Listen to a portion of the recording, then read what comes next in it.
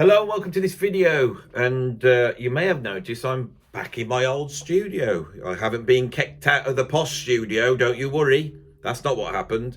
I woke up this morning and my good friend Danny Rabin, who has been on the channel talking about all sorts, his career in the jazz rock band Marbin, had put up a video where he had said that music college was a waste of money, and then he went through the reasons why.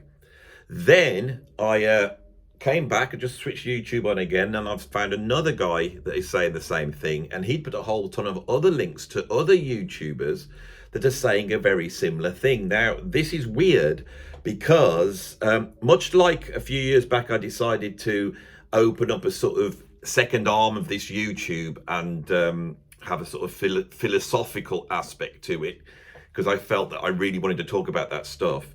I've also, for a long time, felt that there should be an educational aspect on this channel.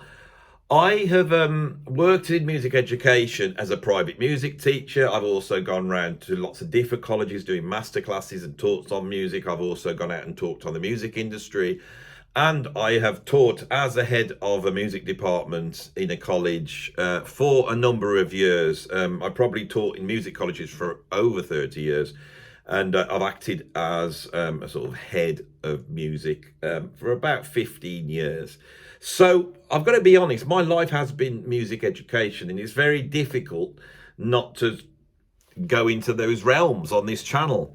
So I had already decided to start a thing on Sunday called Sunday School, and I might move the philosophy videos to a Saturday so you can get a bunch of sort of proper heavyweight content at the weekend, and then the week we can leave for frivolities like ranking albums and talking nonsense and saying, you know, who's got the best moustache in classic rock, which of course is my good friend Rob Grocut's dad, Kelly Grocut. That is without question. I don't care what anyone says. And I was very annoyed when I missed him off the off that list. But I'm digressing. But as you know, I do digress. And that's why I thought I'd come back in here. This place is trashed at the moment. We've been pulling everything out, taking it up to the posh studio. Everything's strewn all over the floor. I'm managing to get a camera angle that doesn't look too bad, where it doesn't look too much of a mess. But I think a different thing goes on in here. This place is different to me. The other place is all posh and it's all like we're doing a proper YouTube, but this is like, this gets all more down into the subconscious when you come in here. It's like stepping into this private space surrounded by all my stuff. Everywhere's my stuff, and I can just look and see stuff, and it sort of inspires me. I need the stuff around me, comforting me. All right, and that sort of seems to bring out a different type of chat. So I may as well do some of the videos still in here, so you could have posh and you could have weird, and I think that's the plan. This video is an optional extra. I've just decided to put my thoughts down. When I saw these videos on YouTube, I thought, hey, something's up here. What's going on?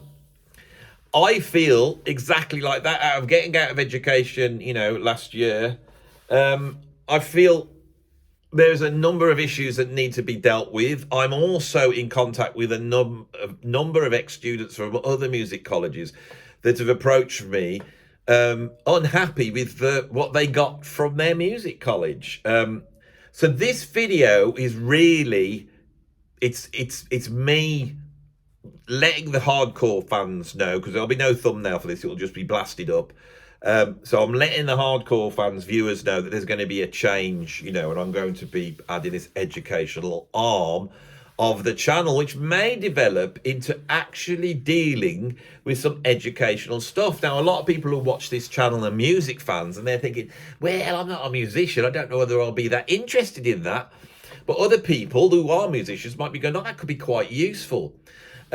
What do I think needs to be covered that the music colleges aren't covering? All right, because when you go to music college at degree level, you're paying for it. In the US, you're paying for it, and here in the UK, you're paying for it. If you have to support yourself, not only paying for the course costs, but also financing yourself to live in whichever city you've decided to go to study this, it sets you back a large amount of money. And the one channel I was watching, I think it was on Marvin's channel, he had said that he knew a girl that had gone to music college and never really learnt anything there, that the experience had been quite strange, she'd gone on to be, I think, a pianist, and then when she realised she wasn't anywhere near good enough to do anything in that, rather than just leave college, she then decided to do hand percussion. Now, hand percussion is a skilled instrument,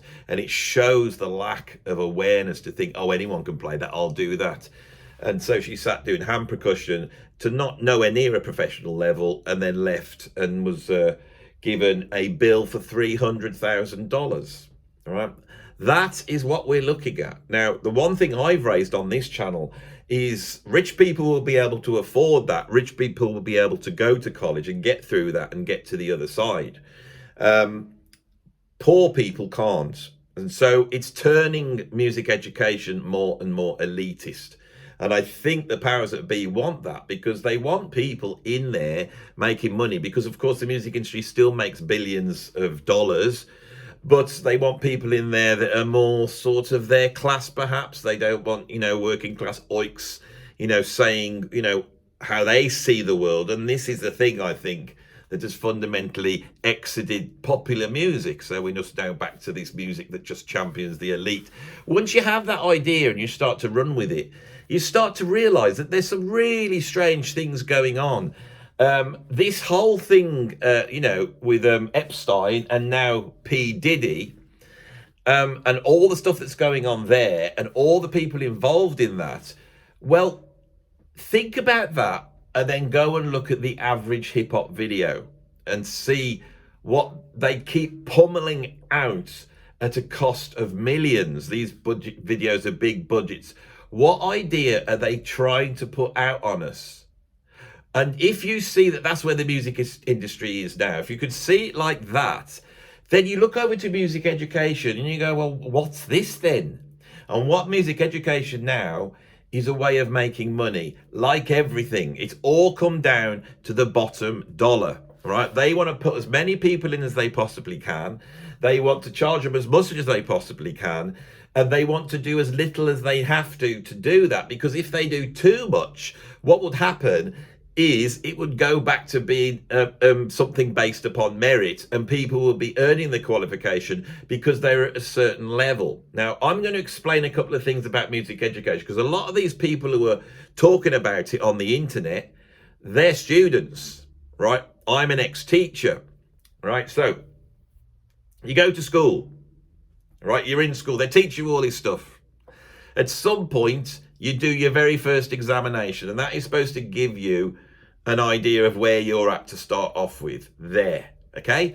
Now, in the UK, we have a thing called GCSEs, and they happen when you're 16.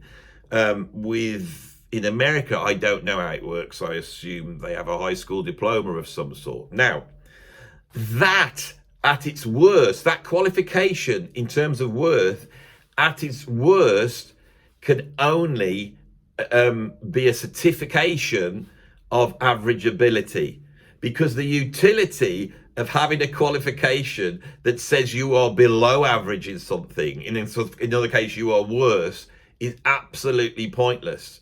Now, the average, if you imagine you've got the whole population, really that examination that says you're average in a subject, if you take that subject and you look at the bell curve of ability in that, that first qualification can only be saying that you are average at best. Really, it should be slightly above average, so you have your first cut, which I'm going to call by the number level 2, all right? That is what we call them here in the UK. So you have a level 2 qualification, should at its worst be a qualification. It qualifies the fact that you are slightly above average, right? Now, you're probably thinking, no, it should be higher than that. No, it can't be. It has to be slightly above average. So, and then you have the grades. And if you've got the high A grades at the top, that means you're still on the bell curve, right on the good side. But the problem is 50% of the society in that subject will be on the bad side. If you go to English, the same thing. And if you go to design and technology, or you go to music, right?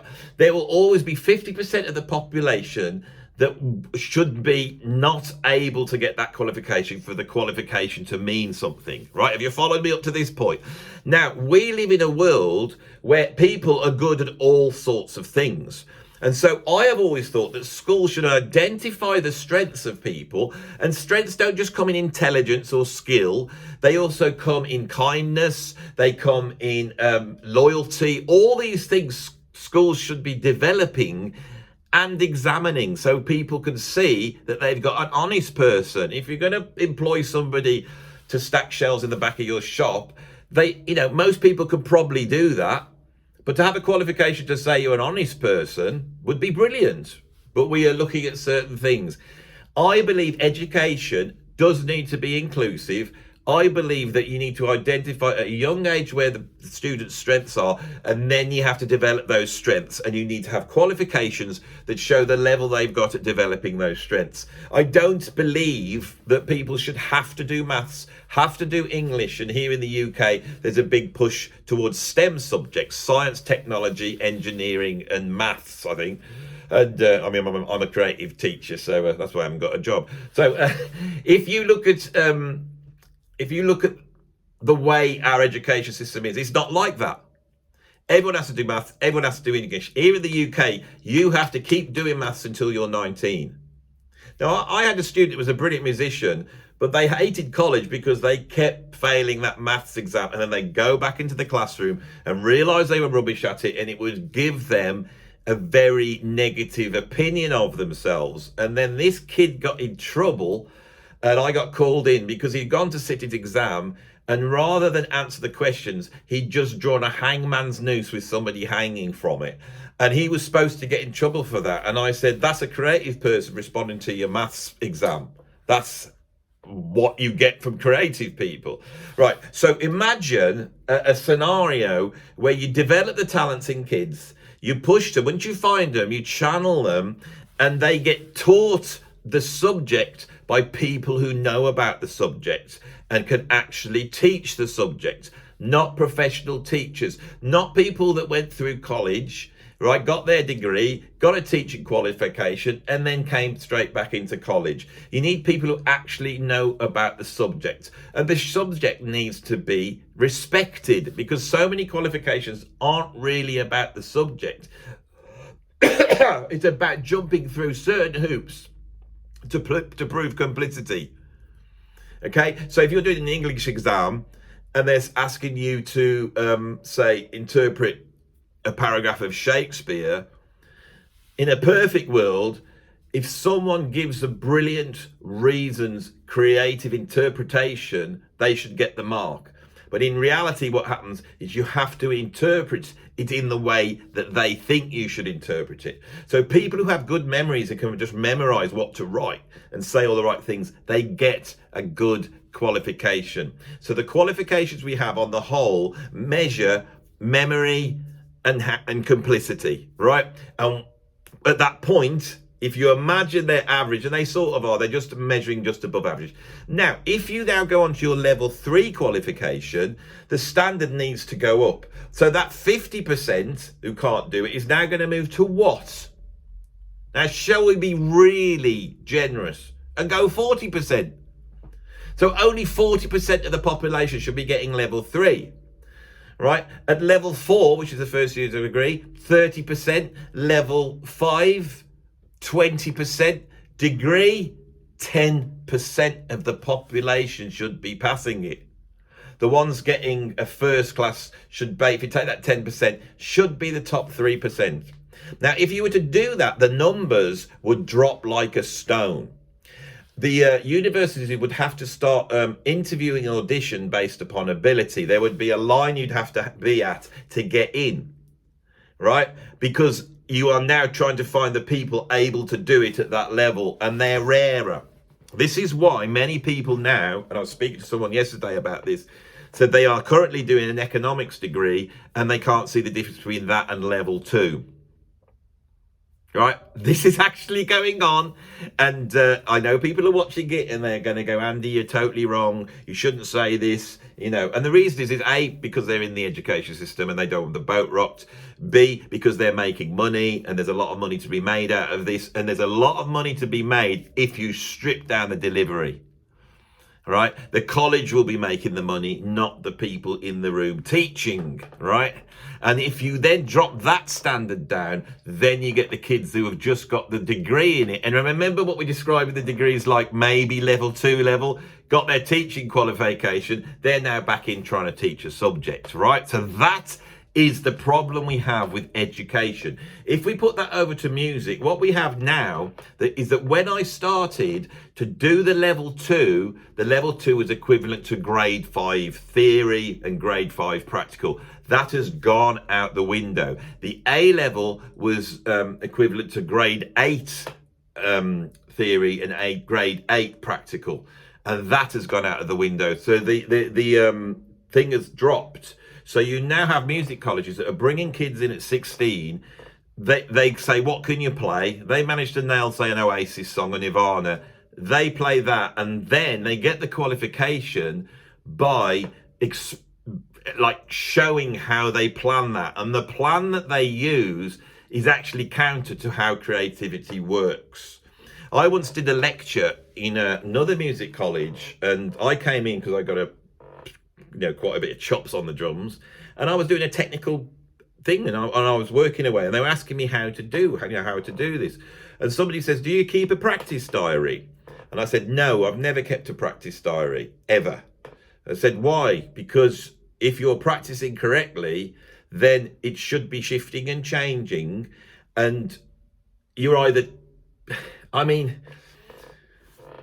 if you practice, right, it could be good to make a note that you've done this and you've done that, right? But what they wanted was a plan. They wanted you to look at what you've done and then think what you wanted to do in the future, right? Now, I believe that when you practice is fundamentally aesthetic.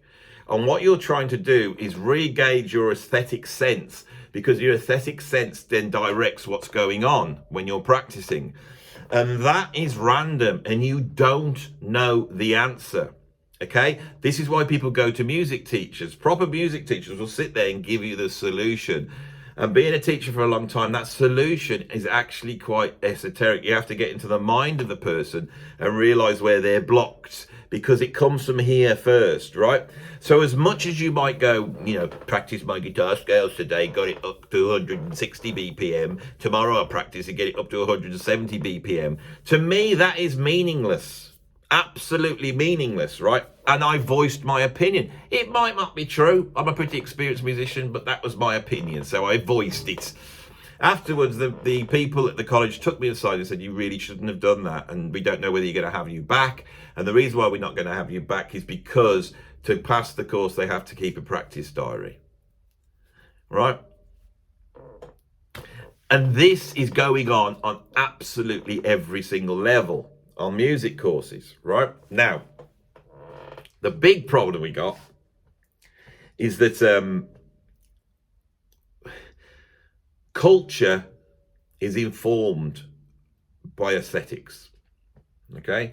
Artists are always the first to get to a new way of seeing the world, a new way of framing what we do, what we think is right and wrong, what we think is good and bad. The artists get there first, okay? The artists that do that are usually the next generation. They come up with a different view of things. Their view is always avant-garde. So the generation before don't quite get it. So the swing musicians didn't understand the beboppers.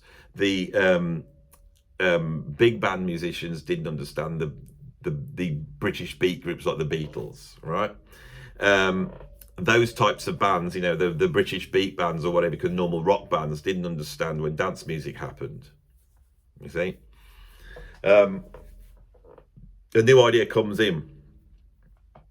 So music colleges are based upon the classical idea, which is a dead form. Classical music is a dead form, so we know what it is, it's set, and you could teach the rules, there's nothing wrong with that.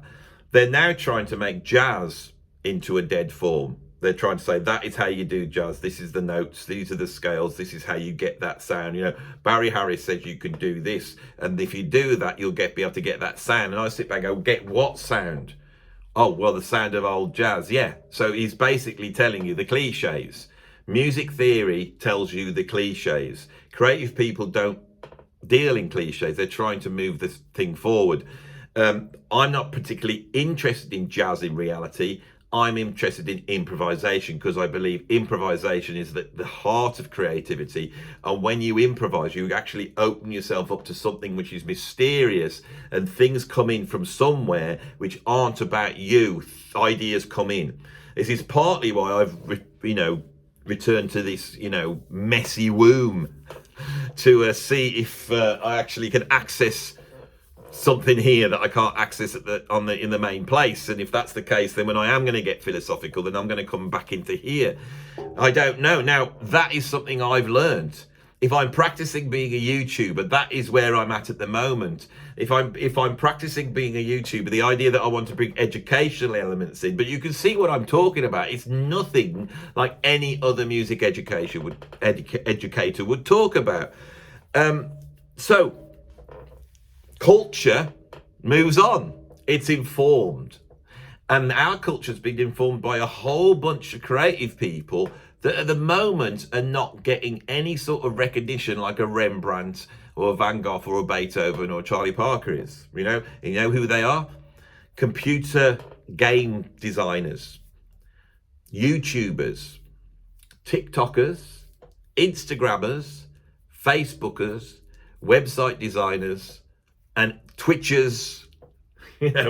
These people are creative and they're making new things happen. Okay. I'm very aware of this because I have been creative all my life, and it's a curse.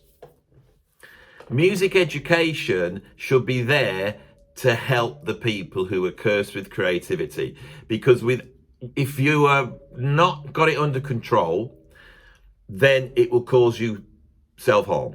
That is the trouble with this. A lot of people who don't go to music colleges because they fluke being in a certain place, in a certain context. They're in a band and there's a great venue, and that venue is putting on certain bands, and there's an audience who wants to see those bands, like CBGBs. You can imagine that, and then, all these bands grow up around it, and the creative people fill the void of this new thing that's going to go into that. Exactly like the jazz musicians going up to Minton's off their own back and experimenting with this jazz form, put it in the nuclear reactor and coming up with something new, right? This is how creativity works. If you haven't got that context, it's terrible, and those people just die away, and it's like if I walk past a homeless person and I see them, I always have to stick a few pennies in. And the reason is because I look at them and think maybe that's a creative person that has just not been able to get a grip on this thing around them. We were all in that boat, and I've struggled with that. But there's been a revolution creatively. It's the internet.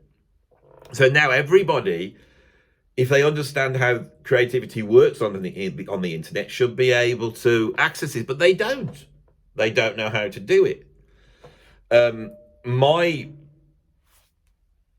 transformation from a progressive rock drummer, a music teacher, to a YouTuber, which is in the process of happening at the moment, is again, the context was right.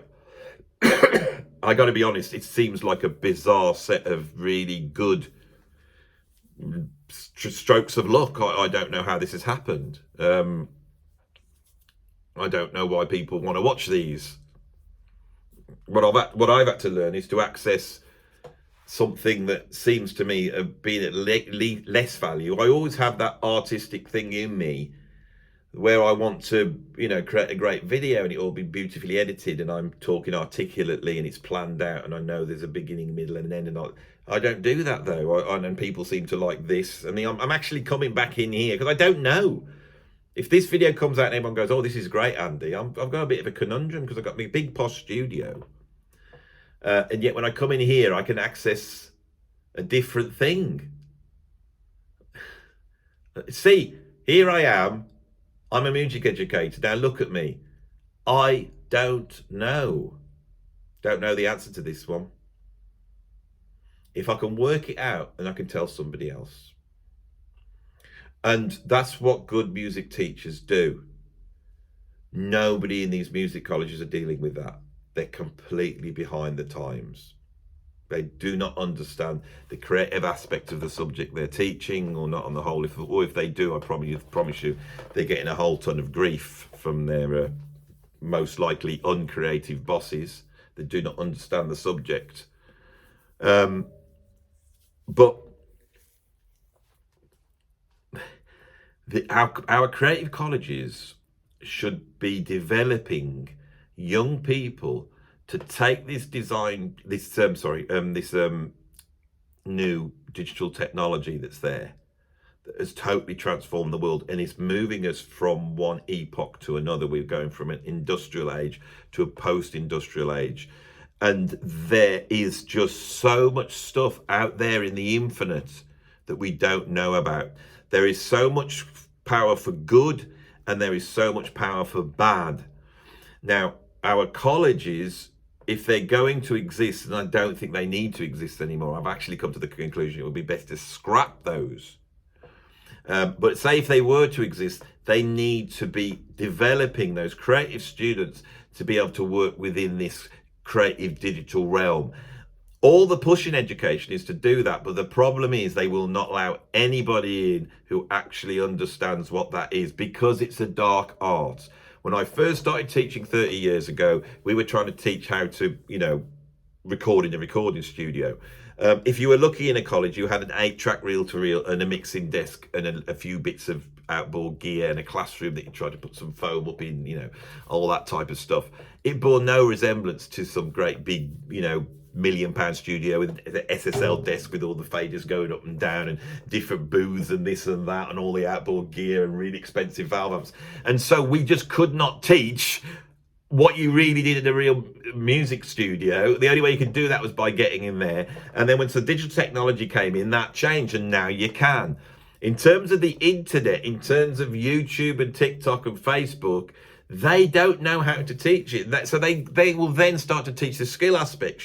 This is how you take a photograph. This is how you do this. Is how you upload something onto the internet. This is how you get viewers. But nobody's actually teaching those things. So you will go to jazz college. You will spend $300,000. You will get either taught to play nothing or cliches that are no longer relevant. You will come out with a degree in music, which in reality is not a qualification of the top 5% or top 10%. It's more like a level 2. It just says, I've sort of done music a little bit. And the industry will go, so we don't even value your qualification, but it cost me 300,000 quid. I don't care. But we know how many people we've had walking here with a degree in music and they can't do anything. Well, they can play all the things you are, but they couldn't even do that. But even if they can, not much use to us, I'm afraid. The qualification's worth nothing. Oh, but the experience and the contacts, right? If you were to spend £300,000 trying to set yourself up as a musician outside of a college, you would get further. And the reason for that is that every single skill that you do want to, it's not about skills, but if you need to learn a certain skill, that skill comes from the fact that your goals are set. You know who you are. Think about the little kids at school. Think about this idea that you're developing these kids, and then so by the time they're 16, they go, "I'm a musician. That's what I want to do. Don't want to do anything else. I'm never going to be a mathematician. I'm never going to be a design and technologist. I'm a musician. Society, it's tough. Can't do anything else. That's the best thing I can do." And then society turns around and goes, "Well, there's no jobs for you there." And but there's a music industry there. Isn't that the same as every other industry? Yes, but the door's up on that. Well, what's the door? How do I open the door? You need to learn a bunch of skills. Well, all the things you are? No, we don't need that one, I'm afraid, anymore. Think about it. It's not fit for purpose. Absolutely not fit for purpose. So if you've decided, right, and this is where jazz comes in. If you are a brilliant jazz musician, you'll have got there without the jazz college. All right, so you're a brilliant jazz musician and you want to develop those skills. Well, you've got to work out whether you're in that tiny percentage of the top, because if you are, you will have a career in the tiny little world of jazz, right? Which needs to be nurtured, needs to be developed, and needs to be opened up to new ideas more. There's still musicians coming through with new ideas, I know that. And when I come out and do a video saying, why is jazz so dull, or why does it all sound the same? I'm not critiquing people like Micaiah McCraven, who I think is a brilliant new jazz musician doing some incredible stuff, and some others I know. There's a few that I've heard. You know, Lewis Cole, I believe, is a modern jazz musician. But I'm not critiquing those. I'm critiquing the establishment of jazz, where so many ex-jazz musicians are eking a living by teaching the cliches of an industry that died a long time ago. But say you do want to learn those jazz things, you would be much better off coming onto YouTube and studying what's here, because every single skills should not be spread over 3 years. Skills are like this, you know. So you know, if you're a drummer, you want to learn how to hold the sticks correctly, for example, so you can play the drums correctly. That should be a short course. That should just not last too long. You know, you should be able to go somewhere and get that done. Now, the private music teachers are also doing a con, because they know that, but they have to stretch it out so the person comes back every week.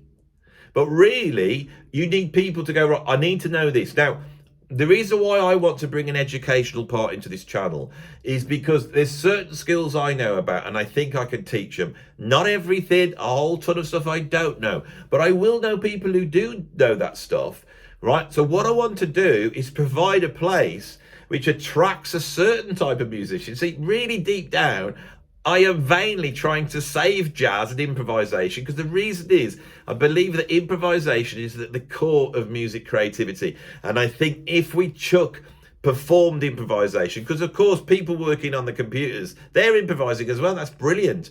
But if we chucked performed improvisation out, we are chucking something of immense value, because it expresses the human, right?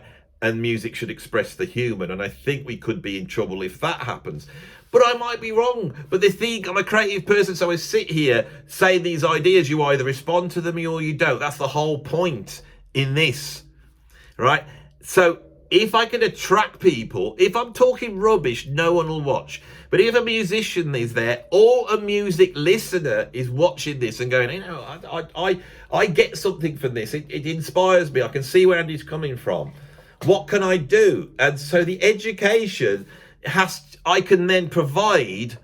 You know, if a lot of people say, well, how do you set yourself up with YouTube? What's YouTube about? What's creatively going on? How is it different from being a musician? Can a band make any money from making albums, you know, without having a YouTube? Is that possible? You know, all those things that you really need to learn, right? Then I could provide that. I can provide it for a minimal cost. It would cost, right? But it wouldn't cost $300,000, right? I wish it did. It'd be bloody brilliant, wouldn't it? But I tell you, if I made $300,000, I'd be giving it all away for free. Once I make me money, I'm happy to give it all away for free. That's what I'm trying to get to. I'm trying to get to a system that supports me so I can give this information out. Right, now, the last final thing, the last piece in the puzzle, right? You cannot have these brilliant musicians doing creative music and keeping good, creative, you know, juicy, lovely music still alive, the sort of music that we like on this channel. You cannot have those unless you've got the listeners that hear who have got the ability to appreciate the juice. And once you've got that, they come together, right? If you've got that here, you've got those there. If I've got a channel with all these on and they're getting bigger and bigger, and I've got all these on getting bigger and bigger, I should be able to start putting them together. I should be able to open up a meritocracy that lets the creative stuff through, and we can use these people. But these people need to be educated, right, as well. I need to be educated. When it comes to listening, for some reason, my ears have switched back on. I think when I was in music education, it switched off my ears. And I think the reason is because I was dealing with young people, raw talent. And after a while, I just shut it down. So when somebody played me something new, I was like, oh, please no. I just want my Led Zeppelin AC/DC albums, a bit of Mavish and Weather Report. That's all I want. It's all behind there. Don't bother me with new stuff. I don't like it. I needed to get over that. See, this is what education is. And I wanted to. And there was a point where I tried to. I really tried to, and this is where I, discovered people like Kendrick Lamar and Lewis Cole. But at the moment, I'm just lapping it up, and I think it's because I'm out of that environment, right? So I am going to, on this channel, start exploring aspects of this, and it will be under the moniker Andy's Sunday School. And that's like, if you don't understand that, it's like a joke. The Sunday school is a thing we used to go to when we were kids. You go to the local church, they teach you about God. Sunday school, different to proper school. Do you understand? It was Andy's Sunday School. We worshipping our Father who art in heaven.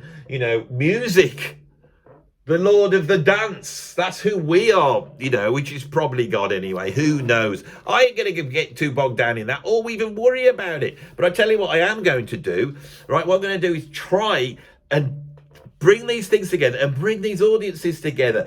And when I die, when I get old, there will be this huge audience of proper music fans watching this, and they will love music, and they will be open-minded, and they will be wanting to grab everything from the past that was brilliant and everything for the future that's brilliant.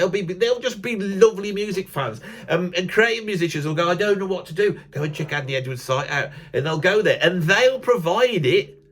I will just try and create something in which those young people, because it's those that, but the other thing is, old people should be allowed to be creative too. Yes. I'll probably get cancelled for that. What, old people being creative? But aren't they old?